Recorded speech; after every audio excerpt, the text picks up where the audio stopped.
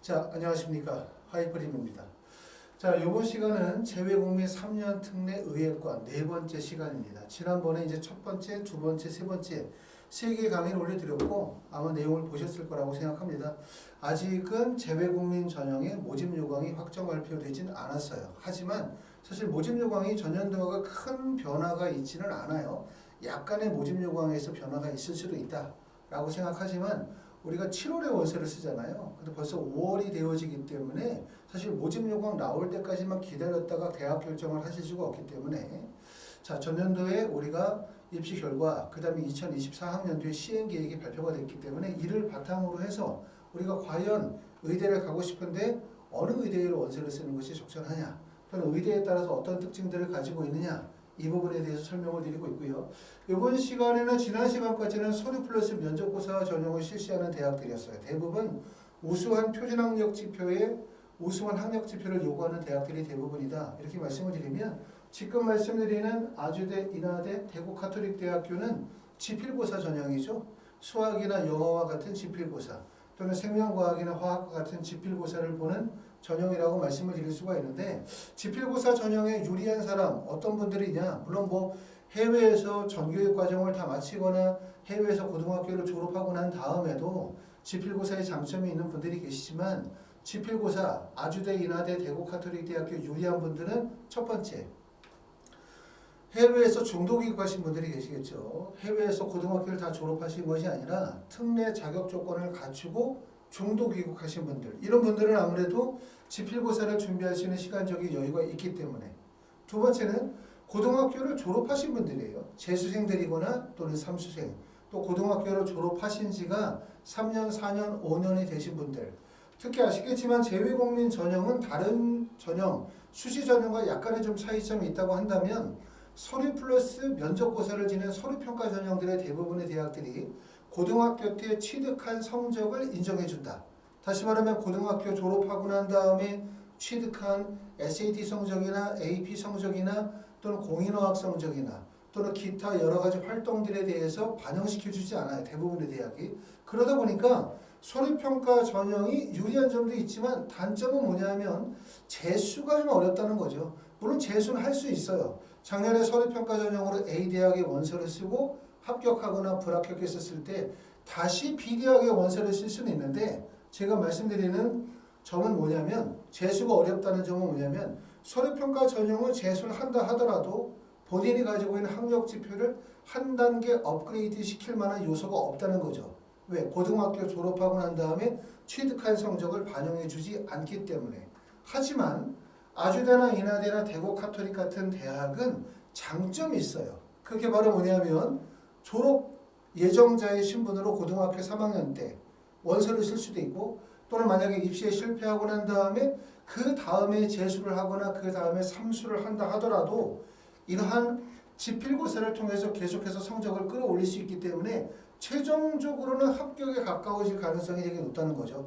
재수가 용이하다라는 장점을 가지고 있다. 이 점이라고 말씀을 드릴 수가 있을 것 같습니다.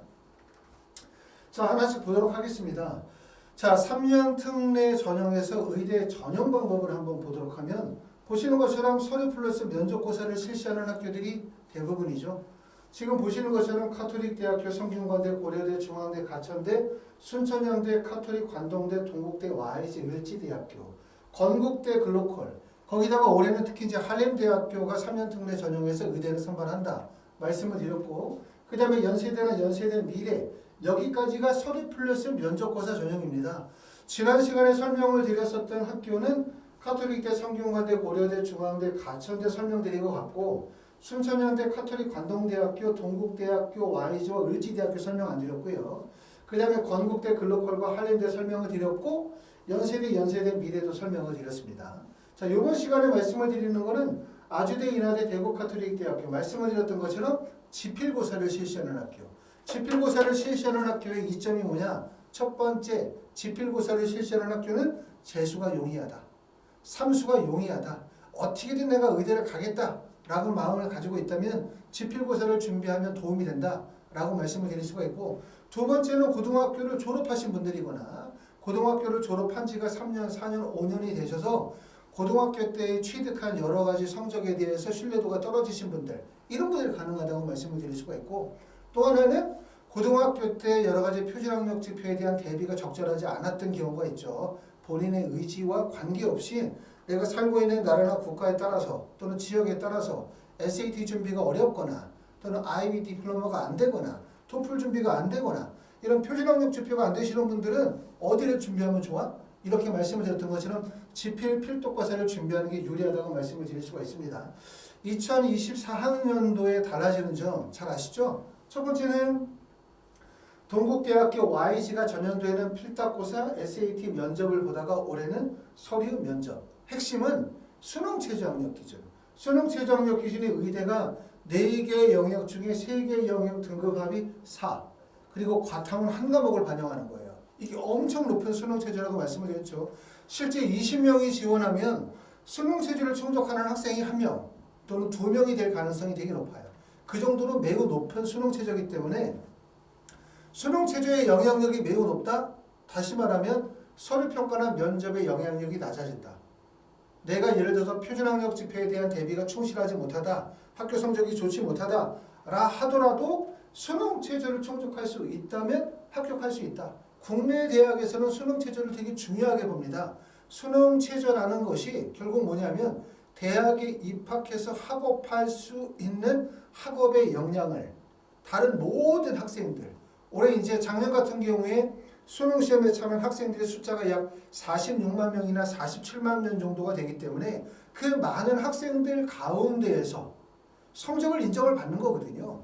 그렇기 때문에 표준학력 지표라 할 수 있는 수능 체제를 충족하게 되어지면 합격이 유리하다고 말씀을 드릴 수가 있고, 을지대학교는 영어 20% 면접 80에서 서류평가 20%로 바뀌었고요. 한림대학교가 올해 의예과를 선발한다 말씀드렸고, 대구가톨릭대학교는 1단계에서 필답고사에 공인 영어 성적이 반영이 된다는 점, 이런 점이 특징입니다. 오늘 말씀을 드리는 얘기는 대구가톨릭대, 아주대, 인하대학교.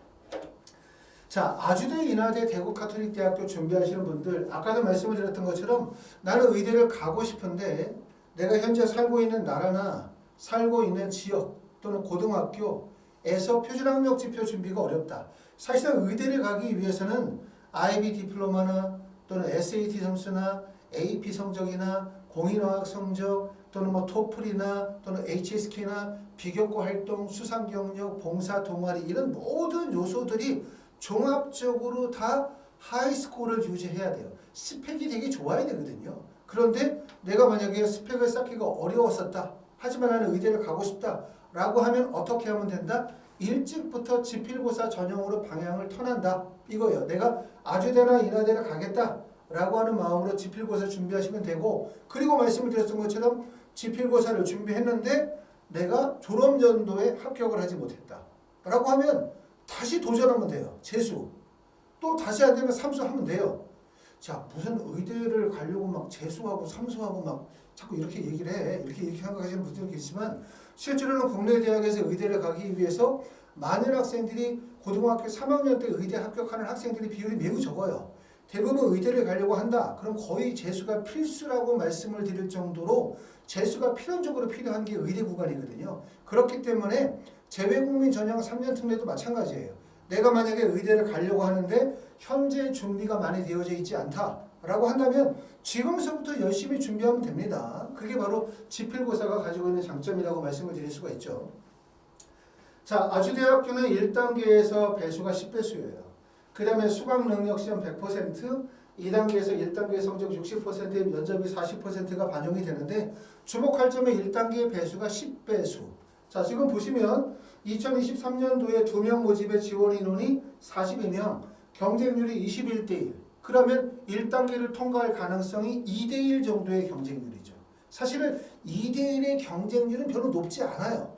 그리고 여기에 나와 있는 지금 2명 모집에 42명이 지원했다고 해서 42명이 나보다 다 윗성적, 내가 지원하면 내가 42등이야. 그리고 다 위에 사람들이 나보다 성적이 다 좋아. 이럴 수가 없거든요. 지금 보시는 것처럼 42명이 지원했다 하더라도 이 중에서 사실은 거의 준비가 되지 못한 상태에서 막연히 의대를 가고 싶다는 마음으로 원서를 쓰시는 분들이 상당수일 가능성이 높기 때문에 내가 어느 정도의 적절한 준비와 충분한 준비를 갖게 되어진다면 1단계를 통과할 가능성은 상당히 높다. 이렇게 보실 수가 있습니다.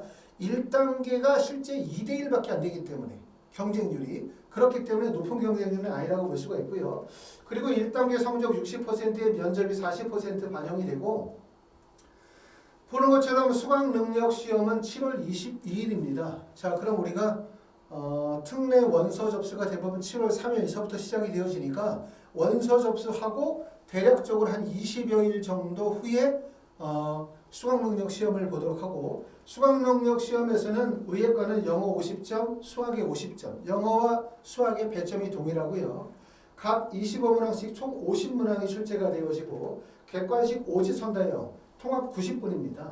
수학은 수학, 수학1, 수학2 시험을 보고 주목할 점은 뭐냐면 시험의 문항 자체가 인문계열과 자연계로 구분되어진다는 거예요. 아주대학교는 인문계와 자연계로 구분이 된다. 이게 뭐냐면 일반적으로 이렇게 의학계열이 들어가는 경우는 국내 입시 전형에서 수시, 논술 전형이다. 그럼 대부분의 대학들이 논술의 문항이 인문, 자연, 의학으로 나눠지는 경우가 많아요. 인문, 자연, 의학 나눠지는 경우가 많은데 아주대학교도 그렇고 인하대학교도 그렇고 인문계와 자연계 문항으로만 나눠져요. 그럼 자연계 문항의 시험을 보는 학생이 의대를 가려고 하는 학생도 자연계 문항을 보게 되고 또 인하대학교 일반 자연이나 공과 계열의 일반 학과의 원서를 쓰는 분도 의학계의 원서를 쓰는 학생과 동일한 시험 문제를 보잖아요. 그럼 결국은 어떻게 되냐면 시험 문항 자체가 의대에 맞춰서 너무 어렵게 낼 수도 없고 그렇다고 해서 의대를 뺀 일반 학과의 학생들에 맞춰서 너무 평이하게 시험 문제를 낼 수도 없죠. 만약에 문제가 너무나 평이하면 의대에 지원하려고 하는 상위권 학생들이 만점자가 많이 늘어날 가능성이 높을 거고 또 의대에 맞춰서 시험 문제를 어렵게 내어지면 문제는 뭐냐면 일반 학과의 원서를 쓰는 학생들이 사실상 문제를 거의 못 풀겠죠. 그러다 보니까 지금 보시는 것처럼 인문계, 자연계 두 개 문항으로 시험 문제가 출제가 되어지기 때문에 특히 수학 같은 경우 25문항 중에서 사실상 20문항 정도는 대부분 평이한 문제 그리고 한 5문장, 4문항 정도가 흔히 말하면 킬러 문제라고 해서 난이도가 조금 높은 문제라고 말씀을 드릴 수가 있어요. 그리고 이 결국 4문제, 5문제 정도에서 의대와 일반과가 나눠지는 형태라고 볼 수가 있고 그렇기 때문에 대부분의 학생들이 어느 정도 지필고사 준비하면 25문항 중에서 최소한 20개 정도는 맞출 수가 있다. 20개 정도는. 사실상 변별력이 있는 문제는 4문제나 5문제 정도의 가능성이 높다. 이렇게 보실 수가 있고 주목할 점은 뭐냐면 자연계, 인문계 두 개로 시험 문항이 나눠져 있고 의학계의 별도 문항이 존재하지 않는다는 점. 그 얘기는 결국은 뭐냐면 지필고사 시험의 난이도가 높지 않다. 대신 25문항 중에서 약 4문제나 5문제 정도가 변별력을 확보하기 위한 문제일 것이다. 그것이 결국은 의대 합격 1단계 통과의 하나의 키가 된다. 이렇게 생각을 되고요. 1단계 합격자 발표는 7월 24일 날 수학능력 시험을 보고 난 다음에 8월 3일 날 1단계 합격자 발표가 나고 1단계 합격자 발표 후에 면접은 8월 13일 열흘 정도 시간이 있어요. 열흘 정도. 준비 시간으로는 되게 짧죠. 면접을 열흘 정도의 기간으로 준비하기는 어렵기 때문에 사실상 아주대학교에 원서를 쓰시려고 하시는 분들은 어떻게 해야 되냐면 7월 원서 접수하시고 난 다음에는 필답고사에 대한 대비와 면접에 대한 대비가 같이 들어갈 수밖에 없어요. 물론 내가 필답고사 준비 자체가 아예 안 됐다. 나는 1단계를 통과할 가능성도 없어. 그러면 필답고사에 집중하셔야 되고 그렇지 않고 나는 필답고사는 어느 정도 경쟁력이 있기 때문에 통과될 가능성이 있을 것이라고 생각하면 나중에 1단계 합격자 발표 나고 난 다음에 면접까지의 준비 기간이 열흘도 안 되는 시간이기 때문에 이 짧은 기간 동안에는 면접을 다 하기가 어렵죠. 그렇기 때문에 미리 준비하시는 게 도움이 된다고 생각합니다.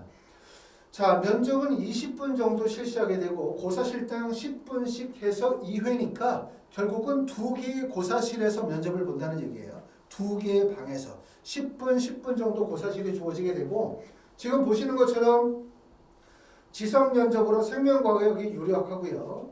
그 다음에 인성 재심은 3에서 5분 정도 사전 준비 시간 제공할 예정이다 라고 하니까 결국 2개의 방이라고 하면 하나의 방에서는 지성 면접 그리고 하나의 방에서는 뭘 봅니까? 인성 제시문 기반의 면접을 본다는 얘기입니다.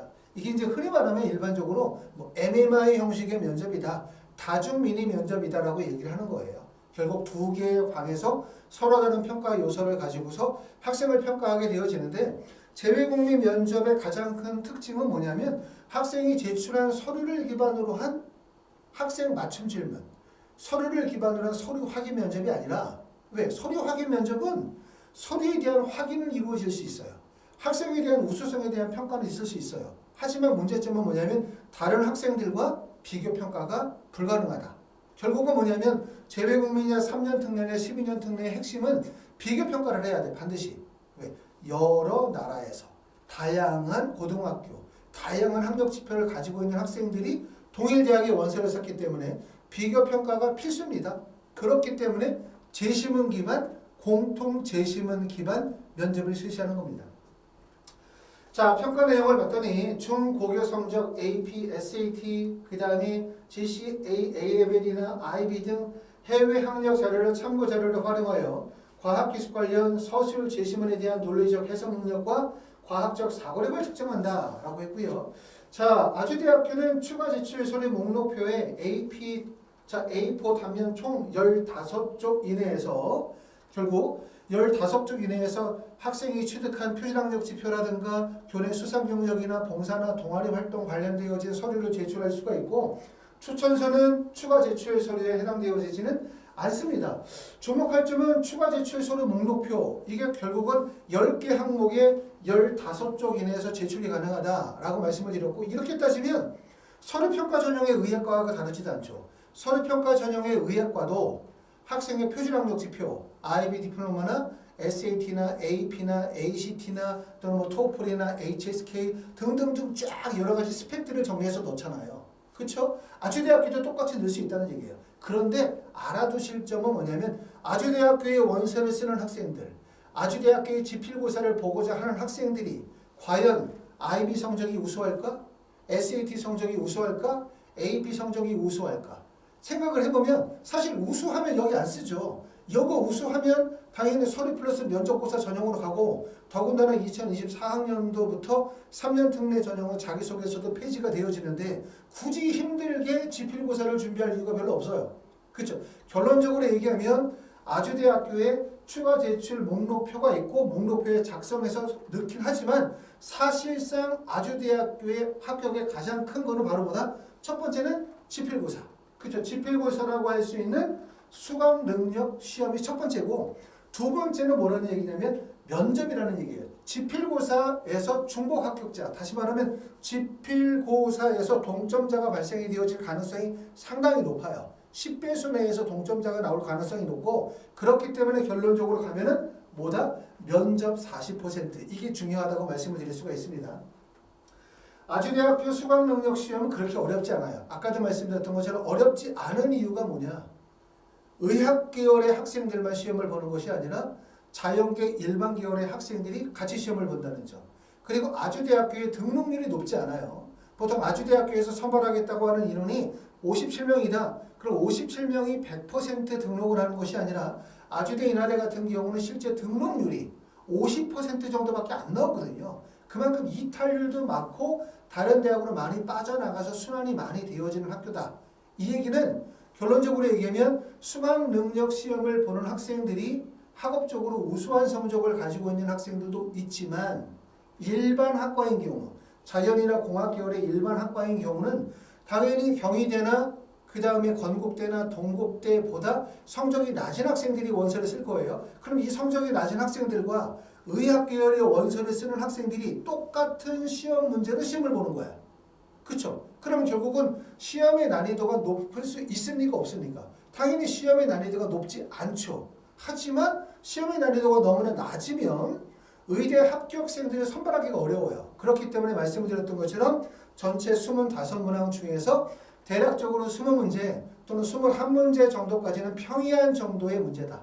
그렇죠? 아주대학교 시험을 보고 난 다음에 어렵다고 생각하시는 분들이 별로 없을 거예요.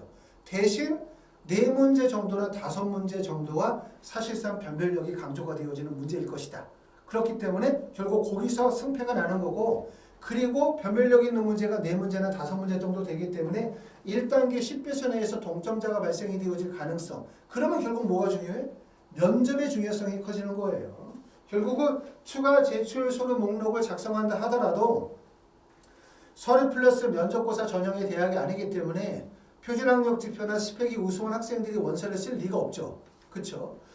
자, 면접에서는 주로 어떻게 면접을 보냐 하면 의학과 면접의 방식을 보면 면접고사는 20분, 고사실당 10분, 2개의 고사실 내외에서 적용을 한다 했고요. 면접 방식을 봤더니 각 고사실별 면접위원 2명, 이 1명을 평가할 예정이고 수험생은 주제별 고사실, 인성, 플러스 서류, 인성과 서류, 그리고 지성, 다시 말하면 2개의 범으로 나눠지는 거죠. 인성 면접과 지성 면접으로 나누어서 면접을 실시합니다. 지성 면접은 생명과학이 유력하고요. 인성에서는 주어지는 제시문에 주어지고 약 5에서 10분 정도 사전 준비 시간이 주어질 예정이라고 나와져 있습니다. 자, 면접 문항 한번 보도록 하겠습니다. 아주대학교는 재외국민 전형의 면접의 기출문제를 발표하지 않았어요. 말씀을 드렸었던 것처럼 3년이나 12년 특례와 같은 재외국민 전형은 선행학습 영향평가의 대상에서 대부분 빠집니다. 그렇기 때문에 특례의 면접의 기출문제 또는 특례의 지필고사의 기출문제를 발표하는 학교들이 좀 제한적이에요. 대부분 지필고사는 대부분 발표하는데 면접고사 발표하지 않는 학교들이 많습니다. 그래서 아주대학교는 아주대학교 의학과 학생부 종합 및 정시에서 활용이 되었던 면접의 문항을 참고로 보시게 될 거고요. 다음 페이지 인하대학교에서는 3년 특례 전형의 면접 기출문제를 발표했습니다. 그렇기 때문에 인하대학교 면접 기출문제를 보시면 아주대학교의 면접의 유형도 같이 참고해서 이해하실 수 있을 것 같습니다. 자, 아주대학교에서 어떤 문제가 나오는지 한번 읽어보도록 하겠습니다. 자, 초중고등학교를 같이 다니던 같은 동네 같은 반 친구 A가 지난주에 백혈병에 걸려 학교를 휴학한다고 연락이 왔다. 애써 태어난 얘기를 하였지만 A의 떨리는 목소리가 아직 귀에 떠나지 않는다. 엄마와 동네 아줌마들이 하는 얘기를 어깨너머로 들으니 최근 언론에서도 몇 차례 얘기를 들었던 적이 있는 CAR-T 세포치료를 하려고 하는데 비용 때문에 어려움이 있다고 한다. 같은 반 친구들과 A 상황에 대해서 이야기를 하고 모두 각자 15만 원을 일주일 뒤인 1월 14일까지 모아 A에게 전달해 주기로 하였다 라고 하는 게 이게 제시문이에요. 이렇게 제시문 기반 면접, 상황 면접 또는 뭐 의료 딜레마 면접이라고 하는 면접이고 이런 제시문에 기반의 면접들이 보통 의대에서 진행하는 면접의 유형이다 이렇게 말씀을 드릴 수가 있고요. 재외국민 전형은 전체적으로는 국내 입시의 방향으로 대부분 다 많이 이렇게 바뀌고 있는 거예요. 지원 자격도 2021학년도부터 표준화되어졌고 또 지필고사도 대부분 EBS 교재와 연계되어지고 있고요. 면접 같은 경우도 MMI 형식의 면접으로 점차로 바뀌어나가고 있기 때문에 결국 재외국민 전형도 국내 수시 입시의 방향성을 맞춰가고 있다 이렇게 보실 수가 있고 이런 경우들이 다 MMI 형식의 면접이라고 말씀을 드릴 수가 있고요. 공통 제시문을 통하여 학생들이 읽고 그리고 그것을 구술하는 능력을 통해서 결국은 학생들끼리의 비교평가 학생이 가지고 있는 지문에 대한 이해력, 통찰력, 언어 습득 능력, 의사소통 능력 등을 종합적으로 평가하실 수가 있습니다. 자, 인하대학교 한번 봅시다. 자, 인하대학교는 아주대학교하고 사실상 거의 똑같아요. 거의 똑같아요. 인하대학교 1단계 배수 10배수, 그리고 2단계에서 면접 40% 동일하죠? 주목할 점은 인하대학교는 2단계 면접 40% 플러스 서류심사 PF가 있어요. 서류심사라고 하는 건 대부분 재외국민 3년 특례의 자격 조건에 해당이 되느냐 이 부분을 묻는 거. 보통 이렇게 서류심사 이렇게 물어보면 대학에다 물어보면 다 그렇게 얘기하거든요. 3년 특례의 자격 조건에 관한 심사다 이렇게 말하지만 그렇게만 믿기는 좀 어려워요. 인하대학교는 지금 보는 것처럼 10배수니까 그런데 건국대학교, 경희대학교 뭐 이런 학교들이 있죠. 건국대, 경희대학교, 그 다음에 동국대, 홍대 보면 대부분의 대학들이 이렇게 지필고사를 실시하는 학교들은 지필고사 시험을 보고 일정 배수를 통과시키고 난 다음에 서류심사하거나 지필고사 보기 전에 서류심사를 해서 지필고사 대상자를 발표하거나 그러는 경우인데 대부분 4배수 정도에서 5배수 정도를 서류심사의 대상자로 발표하는 경우들이 많아요. 그러면 얘기가 생각해보면 그럼 4배수, 5배수를 서류심사자로 대상을 밝히면 결국은 3년 특례 자격 조건이 안 되는 사람이 4배수, 5배수나 된다는 얘기야? 그죠? 그렇게 많은 사람들이 3년 특례 자격 조건에 오류가 있거나 자격에 어떤 불법성이 있거나 이렇다는 얘기야? 라고 생각하기 좀 어렵죠. 그렇죠? 물론 3년 특례 전형에 자격 조건과 관련해서 여러 가지 오류가 있는 경우들이 많아요. 하지만 2021학년도 3년 특례 자격 조건이 통일이 되어지면서 사실 3년 특례 자격 조건과 관련해 되어진 부분들은 많이 잡혔거든요. 예전에는 아시는 것처럼 2년 특례도 있었고 3년 특례도 있고 7년 특례도 있고 9년 특례도 있고 거기다가 학생 부모의 자격 조건이 대학들마다 막 다 다르다 보니까 결국은 특례 자격 조건에서 문제가 되는 경우들이 상당히 많았어요. 그래서 결국은 문제가 되기도 했지만 최근에는 말씀드렸던 것처럼 3년 특례 자격 조건이 표준화되어지면서 결국은 자격 조건 미달로 해서 불합격하는 경우는 많지 않다. 다시 말하면 대학에서 이렇게 서류 심사 PF를 10배수를 둔다는 얘기는 한편으로는 고등학교 성적표가 어느 정도 반영이 된다. 이렇게 이해하셔야 돼요. 고등학교 때의 성적이 어느 정도 반영이 된다. 인하대도 그렇지만 인하대 말고 면접고사 100% 실시하는 학교들이 있죠. 광운대학교, 가천대학교, 경희대학교 이런 대학들. 그런 대학들도 대부분 고등학교 성적 반영이 된다. 하지만 여기서 중요한 점은 하지만 이 대학의 원서를 쓰는 학생들, 인하대의 원서를 쓰는 학생들, 아주대의 원서를 쓰는 학생들, 가천대나 명지대나 경희대의 원서를 쓰는 학생들이 과연 학교 성적이 얼마나 좋겠냐라고 생각하면 실제 다 비슷하다 이거예요. 비슷하다. 그렇기 때문에 크게 신경 쓰지 않으셔도 되고 결국 제일 중요한 건 필기고사와 면접이 핵심이라고 말씀을 드릴 수 있습니다. 필기고사는 7월 21일에 필기고사를 보내요. 그러면 7월 3일 날 원서 접수하고 약 보름 정도 후에 21일 날 필기고사 시험 보고 필기고사에서는 영어 그 다음에 수학 시험을 보는데 보시는 것처럼 영어 20문항, 수학 20문항이고요. 그 다음에 수학 같은 경우 50분, 영어도 50분 이고 핵심적인 내용들은 거의 똑같아요. 수학과 영어의 배점이 동일하다는 점, 아주대와 동일하고 또 하나는 아까도 말씀드렸던 아주대도 인문계열과 자연계열로 문항이 나눠져 있듯이 인하대학교도 인문과 자연으로만 나눠져 있지 수학의 문항이 의대 문항이 별도로 존재하지 않습니다. 의대 문항이 별도로 있잖아요. 결국 인하대학교 일반과의 원서를 쓰는 학생이나 인하대학교 의예과의 원서를 쓰는 학생이나 똑같은 시험 문제를 같이 푼다. 결국 같이 푼다. 그 얘기는 아까도 말씀드렸던 것처럼 시험의 난이도가 높을 수 있다? 높을 수 없다. 그렇죠? 결국은 20문항의 시험 문제가 출제가 되어진다. 그럼 그 중에 대부분 17문제 정도는 어떤 문제가 나오냐? 평이한 정도의 문제가 나와요. 평이한 문제. 그렇죠? 자, 생각해 봅시다. 인하대학교가 좋은 대학 맞지만 인하대학교가 흔히 말하면 건국대보다 좋아? 경희대보다 좋아? 그거 아니죠. 그러면 인하대가 경희대보다 건국대보다 좀 낫다는 게 사실이잖아요. 그러면 당연히 인하대의 시험 문제가 경희대나 건국대의 시험을 보는 학생들보다 시험 문항이 좀 평이하게 시험 문제가 칠 수밖에 없겠죠. 그러니까 전체적인 문항은 평이하지만 핵심은 의예과에 지원하는 학생도 같이 본다. 그러니까 어떻게 해야 된다?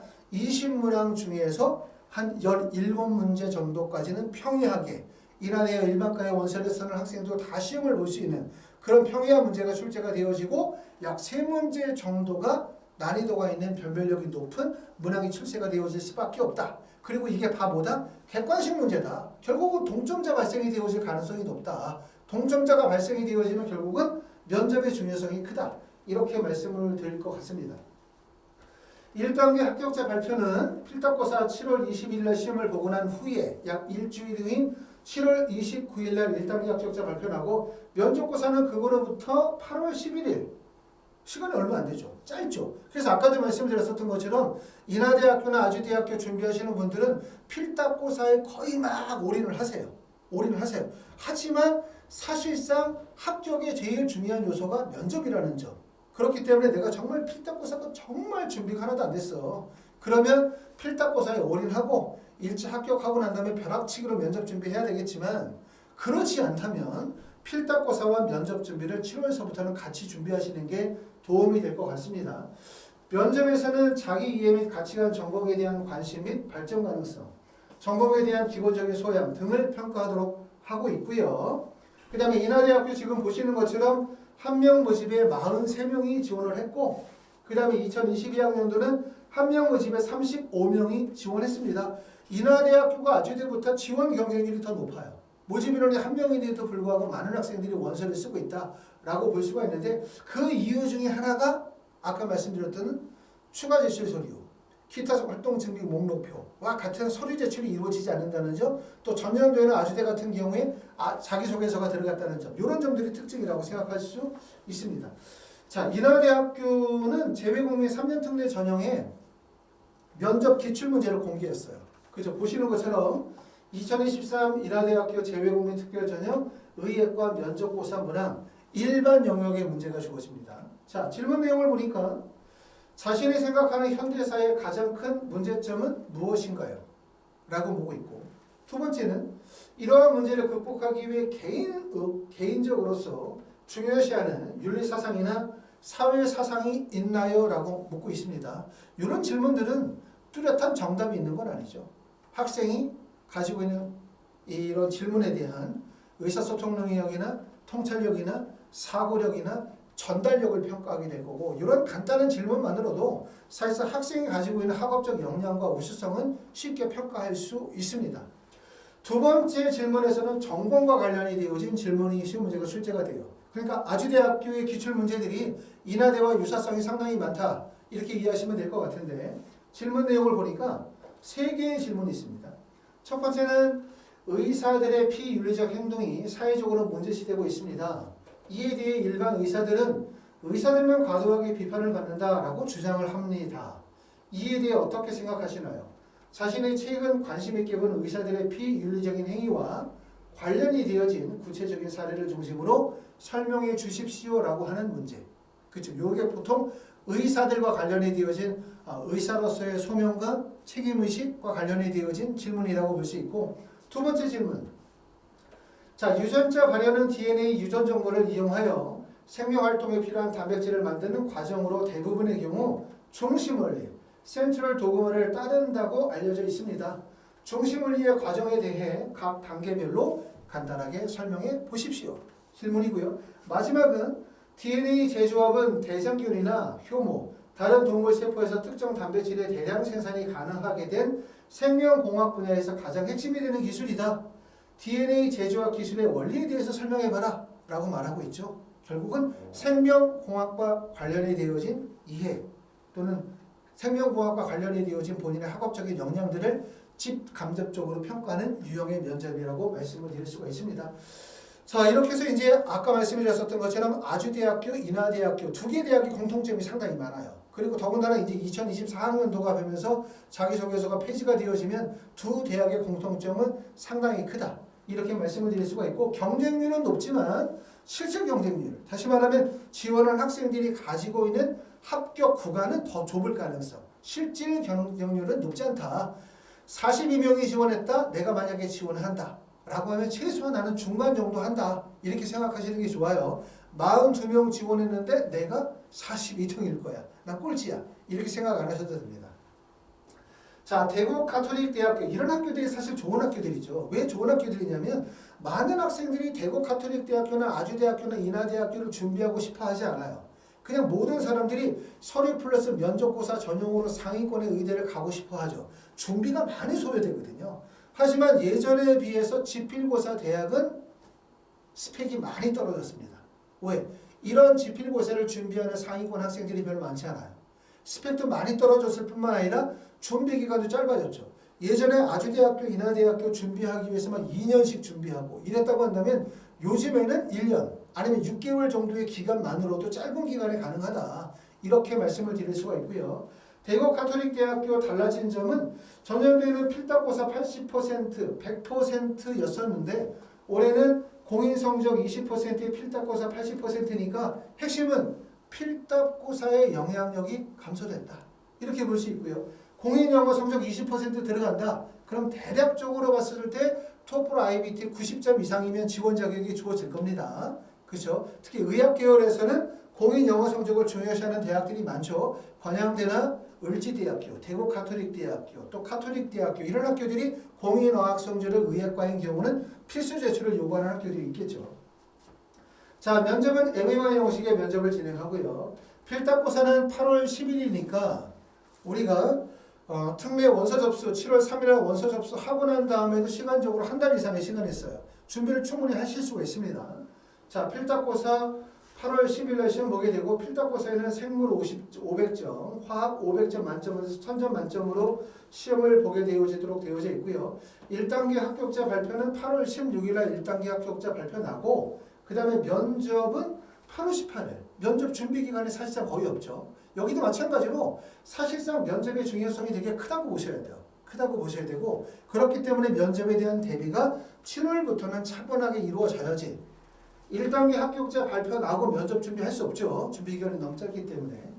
자, 면접에서는 어떤 내용이 나오나 봤더니 1000점 만점의 기본 점수를 900점으로 하고 그러니까 점수 구간이 크진 않네요. 인성, 가치관, 전공의 이해도, 사고력, 의사소통 능력, 품위 및 안정감 등 6가지 항목으로 각 10점 만점 그리고 한국어 구사 능력에서는 인성과 종합평가 항목으로 40점 만점으로 평가한다 라고 되어져 있습니다. 1000점 만점 중에 950점 미만의 경우에 불합격 처리한다 라고 하니까 결국 면접은 1000점이 들어가지만 실제 반영되어지는 점수는 50점 정도 반영이 되기 때문에 면접의 영향력은 아주 절대적으로 크지는 않다. 이렇게 말씀을 드릴 수 있습니다. 자, 우리가 이제 지필고사를 준비하는 경우가 유리한 점, 지필고사의 어려운 점이 이거죠. 우리가 아주대나 인하대나 대구카톨릭대학교 지필고사로 대학을 간다? 그럼 뭐가 어렵습니까? 야, 지필고사 언제 준비해? 내가 지필고사 준비하면 될까? 이게 가장 큰 어려운 점이에요. 그렇죠? 지필고사를 준비를 해오지 않았다는 거. 또 지필고사를 준비한다 하더라도 성적이 높은 점수가 안 나올 것 같다라고 하는 생각을 들기 때문에 지필고사를 꺼려하죠. 그러면 지필고사의 장점을 한번 생각해봐요. 단점은 지필고사 어렵다, 준비 안 돼 있다, 오래 준비해야 된다. 그건 단점이고 지필고사의 장점 생각해 봅시다. 첫 번째, 요즘에 지필고사를 준비하는 학생들이 많이 줄었다는 거예요. 특히 상위권 학생들. 경쟁률은 높은 것처럼 보이지만 지필고사 준비해서 갈 수 있는 대학이 많지 않아. 자, 내가 아주대 인하대학교 지필고사 준비했어. 그거로 지원할 수 있는 대학교가 어디예요? 아주대 인하대 2개. 그 다음에 건국대학교 수의예과 3개. 여기까지 3개. 그리고 조금 더 확장을 시키면은 대전대학교 한의예과 4개. 이 정도밖에 없어요. 6개가 되지도 않고 사실 뽑는 거라도 몇 명 되지도 않고. 그러니까 상위권의 학생들이 지필고사에 올인하던 그런 시대가 아니라는 얘기예요. 결국은 경쟁률은 높지만 지필고사를 준비하는 상위권 학생들이 존재하지 않는다. 지필고사의 입결이 낮아지기 때문에 결국 지필고사의 실질 경쟁률이 낮아졌다. 그 다음에 세 번째는 지필고사라는 게 이거다. 나는 의대를 가겠다. 재수를 해서라도 가겠다. 라고 마음을 먹으면 결국 지필고사를 준비해야 된다는 점을 말씀을 드린 거예요. 그리고 지필고사의 하나의 장점을 또 하나 말씀을 드리면 지필고사는 결국은 뭐와 연결이 되냐면 수능최저학력 기준과 연결이 된다는 얘기예요. 자, 연세대학교 활동 우수형 보겠습니다. 연세대학교 활동 우수형의 지원 자격 국내외 고등학교 졸업자 2024년도 2월 졸업 예정자니까 국내외 고등학교 졸업자 해당되죠. 법령에 의하여 하니까 검정고시나 해외 고등학교 졸업자 해당이 되고 수능 최저학력 기준의 수학을 포함하여 2개 영역 등급합이 옵니다. 다시 말하면 뭐냐면 수학을 포함하여 2개 영역 등급합이 오니까 수학을 예를 들어서 4등급 맞고 국어를 1등급 맞았어. 그럼 합이 5야. 수능 최저 충족한 거예요. 영어는 3등급밖에 안 돼요. 영어는 다 맞을 수 있겠죠. 한국사 4등급 높지 않죠. 그렇기 때문에 이 수능 체제를 충족하게 되어진다면 결국 뭐가 가능하다? 말씀을 드렸었던 것처럼 결국은 연세대학교 지원도 가능하다는 얘기예요. 아주대나 인하대학교나 대구카톨릭대학교 지필고사를 준비하면서 공부를 조금 더 확장을 시키게 되어지면 수시 전형에서 뭐를 연결을 시킬 수 있다? 수능 최저 학력 기준으로 연결을 시켜 나갈 수가 있다. 이렇게 말씀을 드릴 수가 있습니다. 그런 점들을 말씀을 드릴 수가 있고요. 자, 거기서 조금 더 확대가 되어지면 의학계열 같은 경우죠. 지금 보시는 것처럼 의대 같은 경우는 수능 최저 학력 기준을 요구하고 있는데 4개 영역을 요구하는 학교들도 있고 4개 영역이 아니라 3개 영역을 반영하는 학교. 3개 영역 등급합 3을 반영하는 학교가 단국대학교 천안, 충남대학교, 충북대학교, 그 다음에 충남대학교 서류전형, 또 카톨릭 관동대학교, 그 다음에 서울대학교 지역균형 우리의 해당 사항이 없겠지만 원광대 조성대학교, 보시는 것처럼 카톨릭대학교, 울산대학교, 건국대, 글로콜 등이 3사나 3호나 16 정도의 수능체제를 요구한다는 점이에요. 수능체제는 아까도 말씀드렸었던 것처럼 대학에서 되게 중요하게 여기거든요. 왜? 수능체제가 국내 고등학교 수능 응시생 47만 명 사이에서 내가 대학에 입학해서 학업할 수 있는 능력을 객관적으로 입증해주는 지표. 보통 IB 디플로마의 시험에 참여하는 학생들이 20만 명이 되지 않잖아요. 그만큼 수능이라는 거는 절대적이고 신뢰도가 높은 표준학력 지표다. 다시 말하면 내가 지필고사를 준비하면서 수능 체제를 충족할 수 있다면 단지 연세대학교만 가는 게 아니라 의대나 치대나 약대나 한의대도 지원이 가능하다. 요즘에 이러한 준비를 하시는 분들이 상당히 많습니다. 이런 준비에 맞춰가지고. 자, 이렇게 해서 이제 말씀을 드리고요. 그 다음에 이제 필답고사에 대해서 좀 말씀을 드리겠습니다. 자, 필답고사는 저희가 이제 6월 5일에 1차 개강을 하고요. 실전반. 그 다음에 파이널반은 7월 4일부터 개강하도록 하고, 필답고사는 제가 전에 3년 특례나 12년 특례의 필답고사, 국어나 수학이나 영어나 생명과학이나 화학과 관련이 되어진 필답고사 수업에 대해서 안내를 해드렸기 때문에 그 내용을 좀 참고해서 보시면 도움이 될 것 같고요. 의학계열 면접은 7월 8일서부터 면접이 개강이 되어집니다. 그렇기 때문에 아마 6월 1일 정도부터 시작해서 면접 일정에 대해서 예약 접수를 받도록 하게 될 테니까 대학이 결정이 되시고 그리고 면접 준비하시겠다라고 하시면 7월 8일서부터 면접 준비하면 되고, 이렇게 하면 대부분 일주일에 3번 곱하기 4주 12번 수업으로 해서 의대, 그 다음에 치대나 한의대, 약대 면접 수업을 진행하도록 할 겁니다. 자, 이렇게 해가지고 이제 전체적으로 3년 특례 전형에서 지필고사를 실시하는 학교, 아주대학교, 인하대학교, 대구 카톨릭대학교에 대해서 설명을 좀 드렸습니다.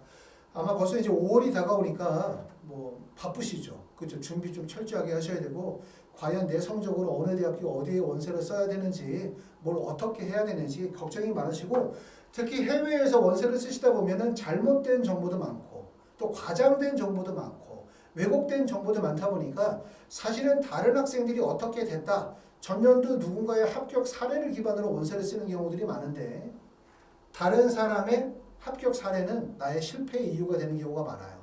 결국은 뭐냐면 정확한 입시 정보를 바탕으로 해서 지원 대학과 학과를 이해하고 서류 준비를 철저하게 하는 게 중요하다라고 말씀을 드리고 싶습니다. 다음 시간에 또 뵙도록 하겠습니다. 감사합니다.